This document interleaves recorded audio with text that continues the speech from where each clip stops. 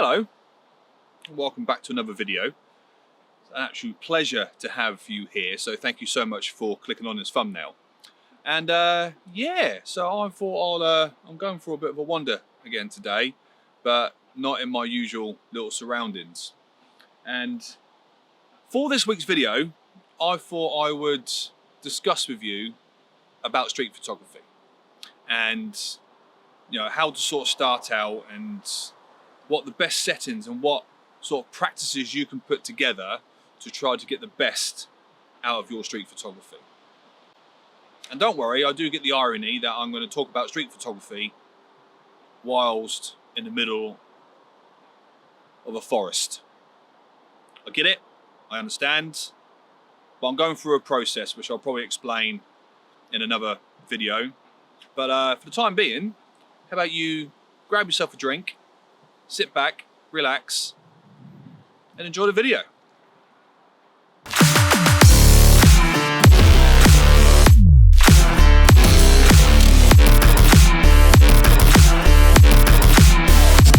So hey everybody, and again welcome back to another video. And yeah, so like I explained, I'm out having a bit of a walkabout in this wonderful new sort of settings that I have found. But I do want to talk to you a little bit about sort of like the reason why I got into photography in the first place and what sort of got me started down a journey to where I am today. And that is in fact street photography.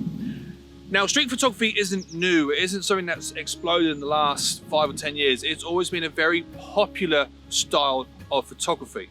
But since digital cameras have become more accessible, it has quickly grown to be one of the most popular forms of photography, and where a lot of new photographers start out their craft and their trade, and they cut their teeth. Now, one of the reasons why street photography is such a popular brand of photography is because anyone can do it with any camera, with any lens, and all you need is pretty much the camera and the street to enjoy street photography. If you want to go into other types of photography, there are other challenges that sort of come into it. So street photography is very, very simple, very, very easy to start your journey within photography, but it can be difficult to master. So I thought I would show you some non-secret tricks of the trade to try to help improve your street photography, and also sort of help guide you along the way to sort of, I don't know, take better photographs, I guess, or to understand what street photography really is when it comes to sort of like the bigger picture, so to speak. So let's start off with the basics, the sort of like the bare bones of what you sort of might want to know to improve your street photography. So understanding your settings, it is rule 101 when it comes to photography to understand the triangle, which is shutter speed, ISO, and aperture. And with every type of photography, street photography is definitely up there with, you need to know your settings. So sort of like a nice ballpark figure when it comes to street photography is 1/250th of a second.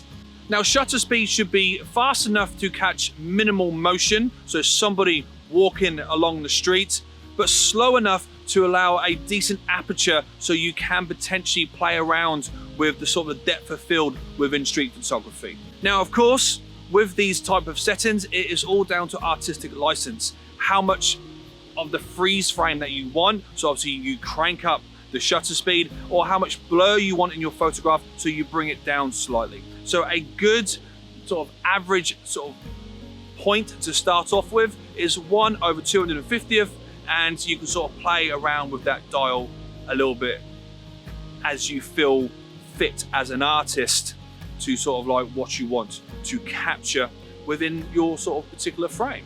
So once you've got your shutter speed to exactly where you want, your aperture is generally the next thing you want to look at, your f-stop.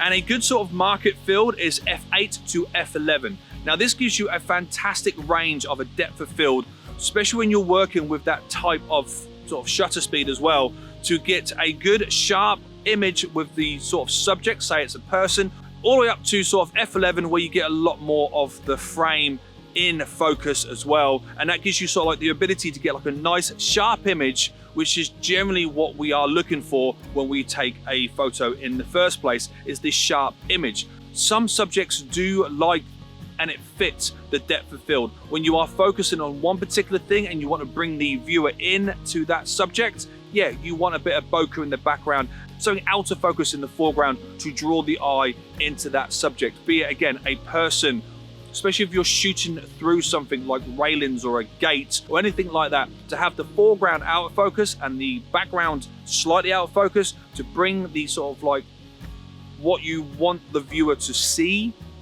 is a really, really good way of sort of doing that as well. And again, comping that with a decent shutter speed will of course bring everything into a nice aspect and a very pleasing type of shot. And finally, of course, there is your ISO. As a rule of thumb, you want to try to keep your ISO as low as possible, but 200 is a really good sort of marker. And if you can lock your ISO in, it's a great way of sort of just keeping it there and then just only having to worry about your shutter speed and also your aperture, and let the ISO sort of like stay roughly about where it is. Now 200 is really, really good. You don't want to go too low, and you definitely don't want to go too high, because then that adds grain or noise into your image. So 200 is a really, really sort of like a nice benchmark, and if you can lock it in, lock it in. But if you want to sort of like a rule of thumb and you want to practice with more of what you're trying to frame, stick to these settings.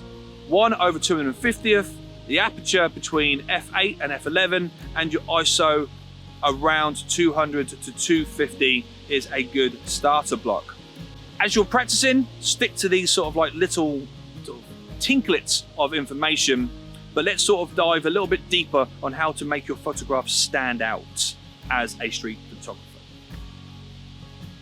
So knowing the laws and your rights as a photographer walking the streets. Now this might sound a little bit funny or a little bit obvious, but to actually know what you can do as a photographer while you're walking around the streets can also be just as important as what you're shooting in the first place.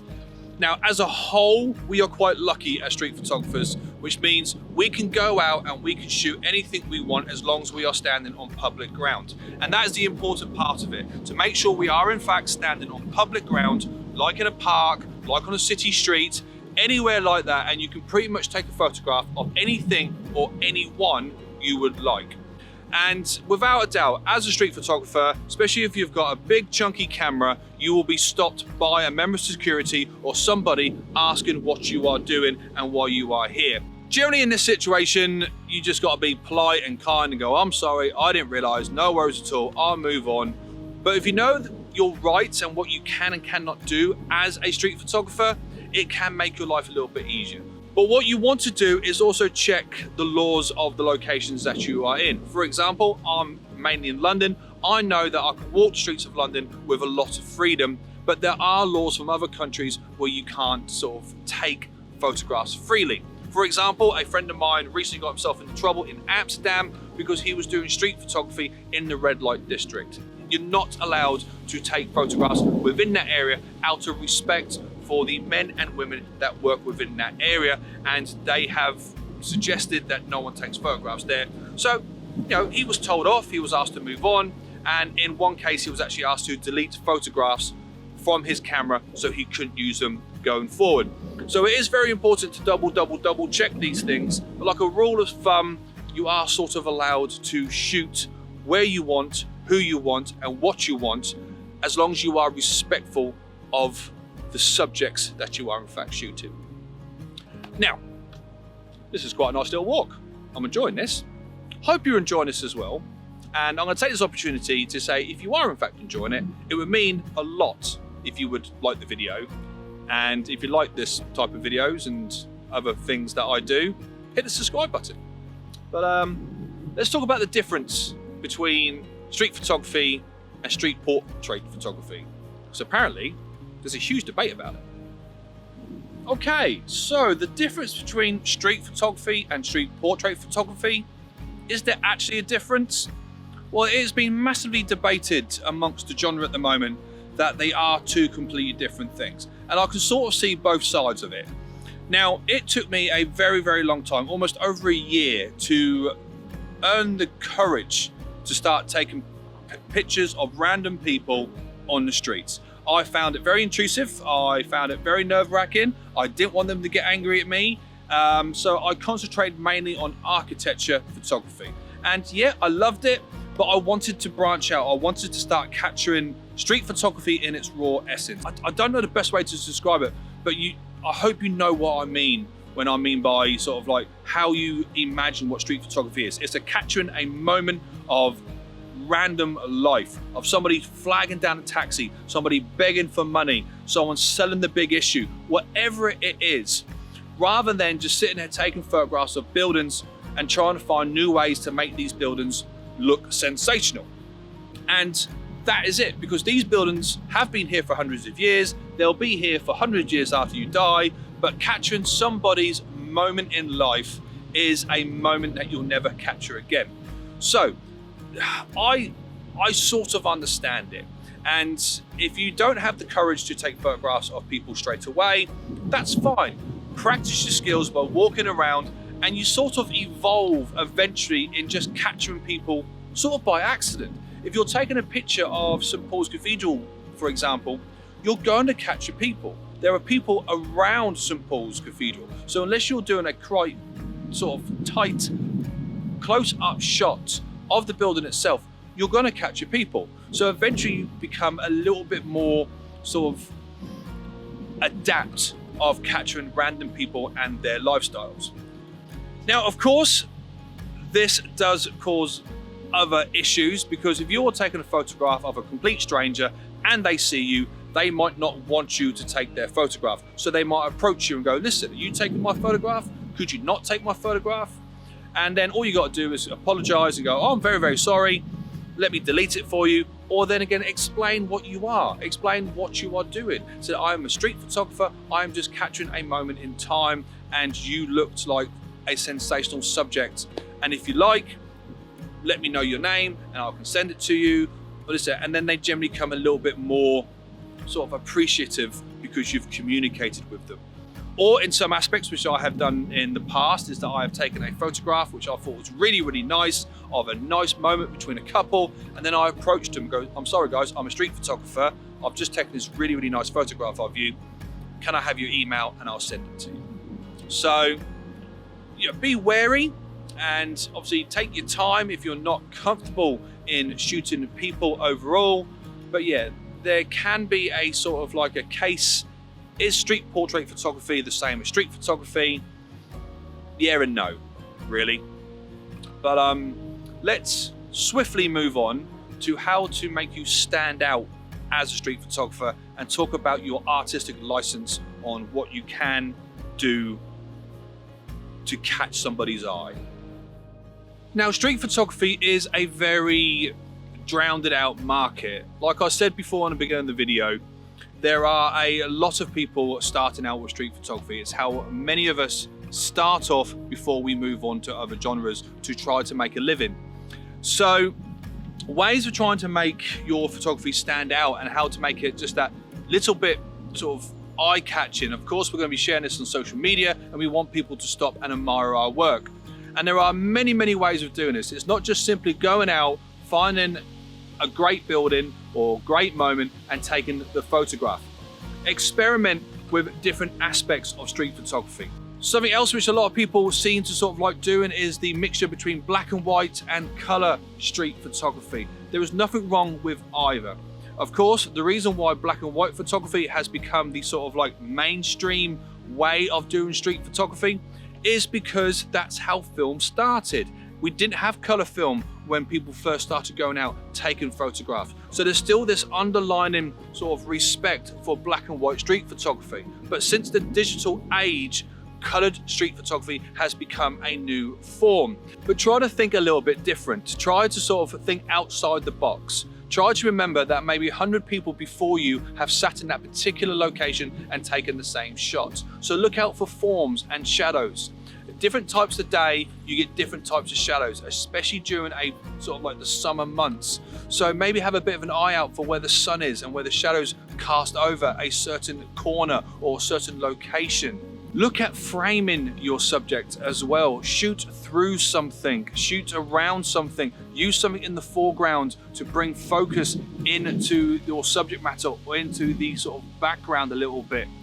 I have often started to use light trails in between shadows. When people are walking through sort of two particular buildings and there's a beam of light shooting through it, use the shadows around it to try to make sort of a more of an interesting shot. Another great way is using symmetry.